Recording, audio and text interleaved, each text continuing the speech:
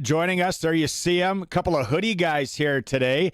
Justin Dunk joining us. Justin, you broke the story. Trevor Harris staying with the green and white. In all seriousness, what were you like, 90%, 80% that this was going to happen again?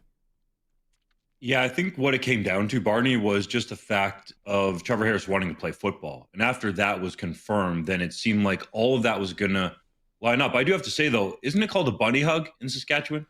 Oh, there we go. Sasky chime in. Yeah, it is. It is a bunny hug. Yeah, we'll go bunny hug. Yeah, no, you're right.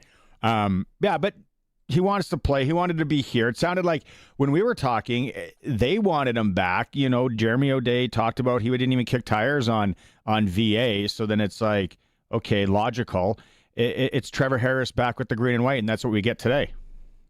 That spoke volumes to me when O'Day, as you mentioned, divulged that he didn't even make a call to the BC Lions when Vernon Adams Jr. became available for a potential trade after the season. And I think some of the reasons for that have to do a lot with continuity. And you know what you're getting from Trevor Harris. He's very consistent, whereas Vernon Adams Jr., all due respect, I think he would agree to this too, has gone through a maturation process in his career, is at a better place. But Trevor Harris now has a year with Marc Mueller, the offensive coordinator. You know, Marc Mueller was a person of interest for the BC Lions in their head coaching position, but it didn't go any further than the Lions asking for permission to interview him because he's just settled his family there in Regina after being in Calgary. So you have continuity with your quarterback, your offensive coordinator, your head coach in Corey Mace, and Jeremy O'Day is a big fan, as he said publicly and also behind the scenes, of Trevor Harris. And I think people got to wipe away this idea. I'm not even going to say some of the stuff I've seen online, but that he's too old. Trevor Harris operated at an extremely high level coming back from that knee injury at the end of last season. You talk about continuity with everybody there, but also the continuity now, okay, with the offensive line, like what we saw this year with guys in and out and all, and then with the receivers, right? So now they're starting, it feels like 12 months ahead already with the whole kind of the bands back together.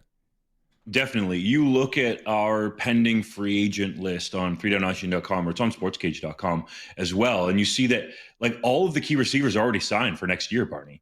And then you look at the offensive line, and yes, there are some pieces to bring back there, but you're right. You have a consistent core now on offense that you can build with. And I think that sets this team up for success more than potentially going out and getting another quarterback. So let's just kill a couple things right away, okay? Because there's been a lot of chatter about, well, why didn't the Riders go get Cody Fajardo? That's never going to happen again, okay? They're divorced for good, never getting back together, all due respect to Cody Fajardo. And some people have talked about, well, why not potentially go get Canadian quarterback Trey Ford, who I'm a big fan of, but he still needs to realize his upside. And if you're the Riders, you're playing a dangerous game there because you would have to either trade for Trey Ford or wait until he's potentially a free agent in February. I think this is the proper move for Saskatchewan at this point in time to have the best chance to win in 2025, which your Riders would like to do in the Bombers Stadium. Yeah. Yeah, take our bunny hugs into Winnipeg. The other thing here, though, Justin, too, is it's almost like Trey Ford, and talking to Dustin Nielsen on Monday, if maybe Cody Fajardo ends up there, is that really a good thing? Just like if like a Fajardo, which you squashed it, we're not going to see the Affleck J-Lo thing getting back together, but you don't want the guy where you know, Trevor maybe sputters, has a couple of bad quarters and all that, and then everybody's calling for bring in Fajardo, right? Like there's that piece to it too. Just let the guy play. Yeah, it is a 2-quarterback league, as we're seeing, really. Like you need somebody serviceable that can step in. But where do you think this puts Shea Patterson now? That's a great question. That's kind of where I wanted to go to next. So we're mind melded here with our bunny hugs. And I think that the key decision that's going to come here has to do with Jake Maier. He's been with Marc Mueller in the past in Calgary, and you talk to people around the league, and Jake Maier dealt with, you know, a less than ideal situation, I'll say, to be nice, in terms of the last couple seasons with the Calgary Stampeders and especially the last season. So I think if you get Jake Maier back with Marc Mueller and he kind of goes through this year of rehabilitation, let's see where he's at and where Trevor Harris is at after the 2025 season. I would like to see, some progression from Jake Maier. I would like to see him, people talk about his body and being more committed, and I don't want to kind of go down that road because I think it's disrespectful. But I think if we saw a more slim and trim Jake Maier, let's put it that way, that he could have some upside. He's still young, man. He's well under 30 in this league. And if he gets into an offense with Mueller that he's comfortable with, and we all know Marc Mueller can be pretty persuasive, then I think that would be a great combo for the Riders. No disrespect to Shea Patterson, but I think there's more upside there with Maier. And a lot of people within the Riders building are excited about Jack Cohn. So you have that third guy developing as well. I was going to say the sell job, right? And Mueller and the coaching staff as a whole, they seem to be doing that. Terms not released on this, just 1 year deal, which I think everyone would say, yeah, that was the play. Do you think we will hear about the terms at some point here in the short term? I don't know about short term, but if I get them, they'll certainly be out there. I can tell you specifically, Barney, that Trevor Harris made $491,000 last season. The season before, he made $500,000. This contract is going to be below that.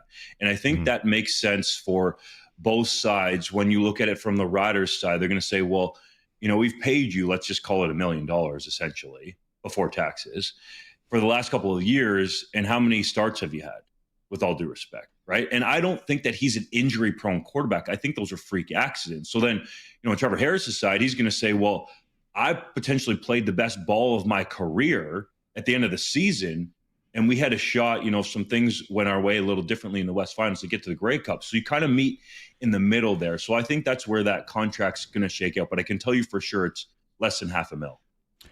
What do you think the next piece to fall is in Rider Nation as far as free agents signing?